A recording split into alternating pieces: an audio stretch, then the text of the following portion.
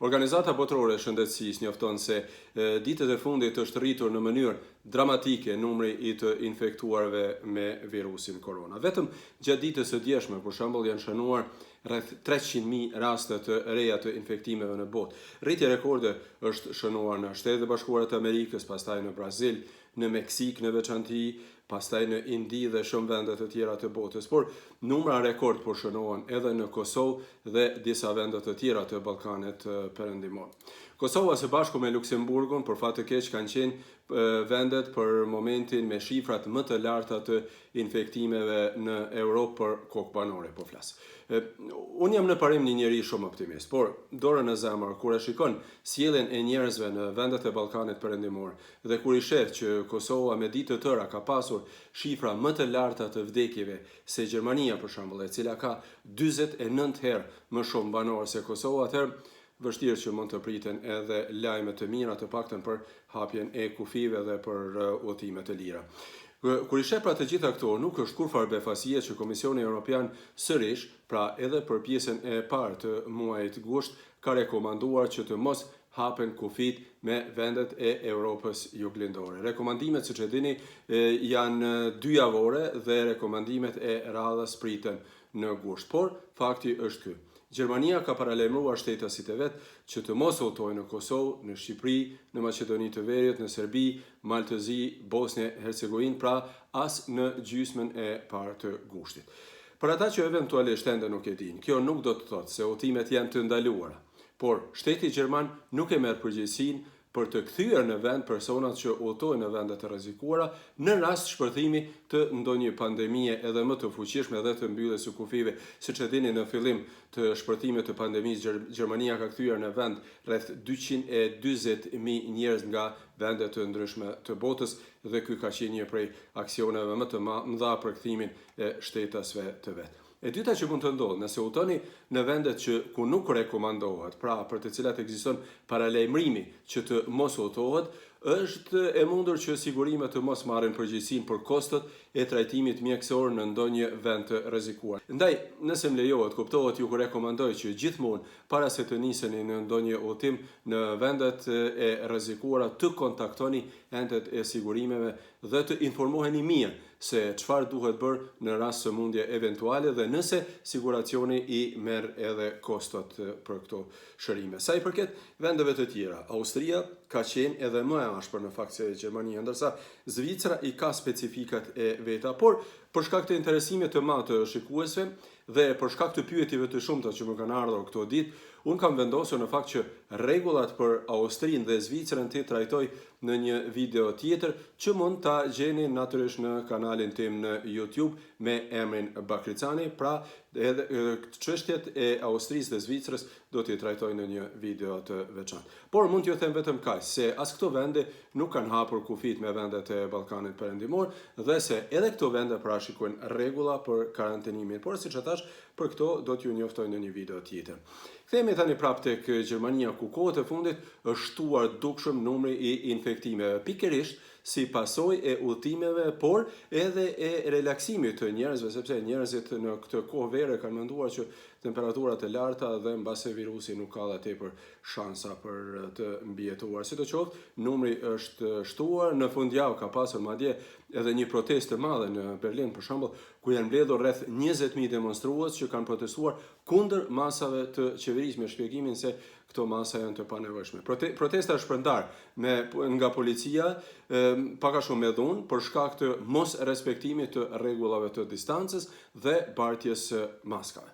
Kjo dëshmon se Gjermania ka vendosur vërtet që të angazhohet me të gjitha fuqitë që të mos rrezikoj të arriturat e deri tani në 2-3 muajt e fundit dhe të mos lejoj shpërthimin e sërishëm të pandemisë si në mars apo në prill dhe maj për shembull, dhe natyrisht të mos rrezikoj ekonominë e cila ka filluar sërish të ringjallet, siç e dini në kvartalin e dytë. Ekonomia vërtet ka shënuar një rënje tepër dramatike prej më shumë se 10%. Disa ministra thonë madje se do t'i ashpërsojnë edhe më shumë masat kundër atyre që shkelin rregullat në Gjermani. Qeveria në Berlin ka paralajmëruar shtetasit e vet që të mos udhtojnë madje edhe në Luksemburg, si dhe në 3 ishuj të Spanjës, ndërto edhe në Katalonjë, ku është shtuar numri i infektimeve. Gjendja këto ditë po përkeqësohet dhe mund të pritet që numri i vendeve ku nuk rekomandohet të udhëtohet, ose më mirë ku paralajmërohet që të mos udhëtohet, pra numri mund të shtohet, sepse edhe në disa vende të tjera kemi shifra shumë afër 50 infektimeve në 100.000 banor, që është linja e kuqe e Gjermanisë për futjen e masave të kufizuese. Për momentin Gjermania ka hapur kufit me të gjitha vendet tjera të Bashkimit Evropian, pra përveç Luksemburgut, me vendet e zonës Schengen, pastaj me Britaninë e Madhe, Andorën, Monakon, San Marinon dhe Vatikanin. Sa i përket vendeve të treta ku bëjnë pjesë edhe vendet e Ballkanit Perëndimor, kufit janë hapur vetëm me Australinë, me Gjeorgjinë, me Kanadën, Zelandën e Re, me Tajlandën, Tunezinë dhe Uruguayn. Ndërsa me Kinën, Japoninë dhe Korenë e Jugut janë hapur kufit vetëm në rast se këto vende pranojnë pa kufizime shtetasit gjerman. Gjermania paralajmëron shtetasit e vet pra që të mos udhëtojnë në vendet e tjera, e siç e thash edhe më lart, ju vetë mund të vendosni nëse do të udhëtoni apo jo, por natyrisht për këtë duhet të mbani vetë edhe përgjegjësi. Ka sa i përket udhëtimeve, pra dhe rekomandimeve të Gjermanisë dhe Bashkimit Evropian, por këto ditë më së shumti pyetje në fakt ka pasur për testimet dhe karantinimin pas kthimit nga pushimi, sepse në shumë lande të Gjermanisë pushimin ngadalë po merr fund. Në Gjermani vlen obligimi i karantinimit 2 javor për të gjithë personat që kanë qenë në ndonjë vend të rrezikuar, ku bën pjesë pra rreth 140 vende, ndërto edhe të gjitha vendet e Ballkanit Perëndimor. Në karantinë duhen të futet të gjithë pra që kanë qenë në vendet e rrezikuara pavarësisht kohëzgjatjes. Pra, pavarësisht kohëzgjatjes, të gjithë që kanë qenë në Kosovë, në Shqipëri apo në vende tjera të rrezikuara duhet të futen në karantinë. Nuk është më rëndësia keni qenë 2 ditë apo 2 javë. Karantinimi është i domosdoshëm. Dhe të kuptohemi këtë çështje duhet ta kuptoni shumë seriozisht, sepse dënimet vërtet shkojnë deri në 25.000 euro, por karantinimi natyrisht mund edhe të evitohet. Nëse keni një test negativ që nuk është më i vjetër se 48 orë, atëherë karantinimi mund të evitohet. Testet e bëra në Kosovë nuk pranohen, sepse ka pasur shumë pyetje a pranohen testet e Kosovës. Pra jo, testet e Kosovës për momentin nuk pranohen, ndërsa pranohen testet e të gjitha vendeve tjera të Ballkanit Perëndimor, sepse për të bërë një test vendet duhet të jenë të certifikuara, pra dhe të jenë në listën e Institutit Robert Koch. Kosova nuk është. Por me 24 korrik, Gjermania ka vendosur që të organizojë testime pa pagesë për të gjithë personat që kthehen nga udhëtimet jashtë vendit. Vendimi është futur zyrtarisht në fuqi në gjithë Gjermaninë me datën 1 gusht, ndërsa nga data 3 gusht futet në fuqi vendimi për testimin e detyrueshëm për të gjithë personat që kthehen nga vendet e rrezikuara. Pra po e përsëris edhe një herë, nga data 3 gusht futet në fuqi vendimi për testimin e detyrueshëm për personat që kanë qenë në vendet e rrezikuara, e kjo ka të bëjë pra me të gjitha vendet e Ballkanit Perëndimor. Testimet pa pagesë mund të bëhen në aeroporte, në limane, në stacione hekurudhore, në vende të caktuara pranë autostradave, ose tek mjeku i shtëpisë dhe në entin e shëndetësisë, siç quhet në Gjermani Gesundheitsamt. Testimet pa pagesë mund të bëhen brenda 72 orësh prej futjes në Gjermani. Nëse nuk e bëni testimin brenda kësaj periudhe, atëherë duhet ta paguani vetë. Se kur jeni futur në Gjermani, natyrisht mund ta dëshmoni me dokumentin me të cilin keni udhëtuar dhe me të cilin keni kaluar edhe kufit. Rezultatet e testeve priten zakonisht 1 deri në 3 ditë, por kryesisht brenda 24 orëve vijnë rezultatet. Varësisht kjo ka të bëjë pak me vendin, varësisht se ku bëhen. Gjatë kësaj periudhe jeni të obliguar të lajmëroheni në entin shëndetësor, pra në Gesundheitsamt, dhe të rrini në karantinë derisa nuk vjen rezultati, natyrisht shpresojmë rezultati negativ.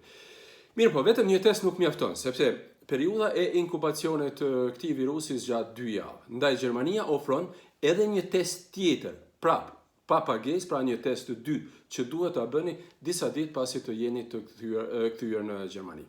Testet pa pagesë ofrohen edhe për personat që kanë udhëtuar në vendet që nuk konsiderohen si të rrezikuara. Pra nëse keni udhëtuar në ndonjë vend tjetër jashtë Gjermanisë, keni të drejtë ta bëni testin pa pagesë, mirë po këto teste nuk mund t'i bëni në aeroporte apo në rrugë diku, por tek mjeku i shtëpisë. Pra kur të ktheheni në shtëpi duhet të lajmëroni dhe të bëni testin.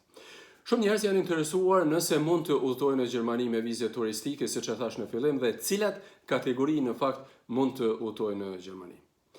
Në Gjermani për fat të keq ende nuk lejohet udhtimi me viza turistike, por Gjermania lejon udhtimet në këtë vend për shumë kategori të njerëzve. Në fakt janë 12 kategori për të cilat lejohet. Unë edhe ju kam njoftuar një herë, por edhe një herë po i radhës kategoritë e njerëzve të cilët lejohet të udhtojnë në Gjermani, sepse është shumë e rëndësishme për shkak të pyetjeve të shumta të cilat janë bërë kohët e fundit dhe për shkak të interesimit të madh. Personat lejohen, pra personat me nënshtetësi gjermane, personat nga vendet e Bashkimit Evropian, nga vendet e Schengenit dhe Britanisë së Madhe, cilat janë këtu, i tregova pak më lart. Pastaj lejohen personat nga vendet e treta që kanë leje qëndrimi të rregullt në Gjermani. Lejohen antarët e familjeve të personave nga vendet e treta, personat që vinë për bashkim familjar dhe personat që vinë për vizitë për shkaqe emergjente. Pra, edhe në këto raste lejohet shkaqe emergjente, ju e dini se mund të quhen edhe shkaqet e vdekjeve për fat të keq, por edhe ndonjë eveniment festimi familjar.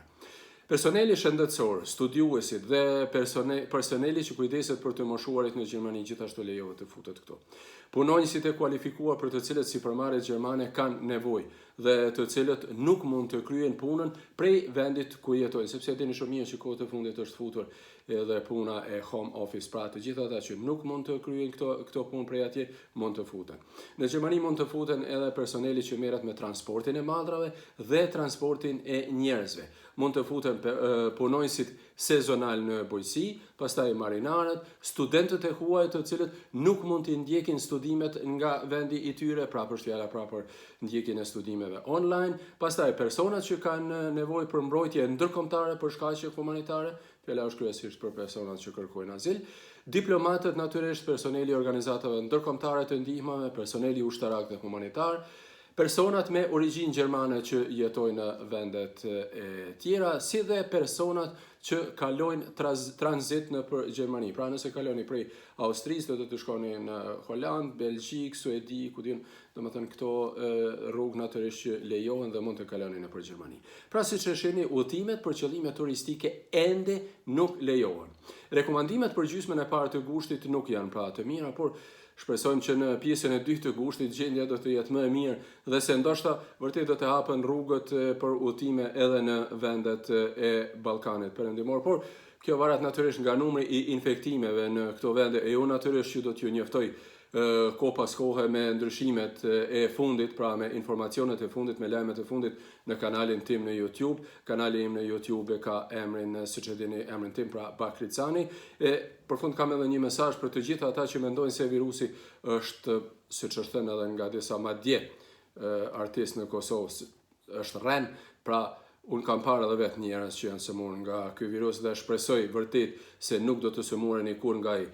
Mos u tallni me veten, mos u tallni me të tjerët, ruajini shëndetin. Nëse nuk doni të ruani veten, të paktën ruani të tjerët, sepse vërtet nuk është një sëmundje e lehtë për njerëzit me sëmundje kronike, për njerëzit e moshuar, mund të jetë madje edhe vdekje pruese, pra vërtet apeloj që të keni kujdes. Mirupafshim pra së shpejti dhe mos harroni natyrisht të abonoheni në kanalin tim në YouTube me emrin Bakricani, si dhe në faqet e mia në Facebook. Atje i gjeni të gjitha informacionet që unë përgatis, pra ndonjëherë mund të ndodhë që ja vetëm edhe informacionet të shkurta, prandaj është me rëndësi që të abonoheni dhe të keni informacionet me kohë. Unë ju falenderoj natyrisht për vëmendjen, mirupafshim me informacionet e tjera.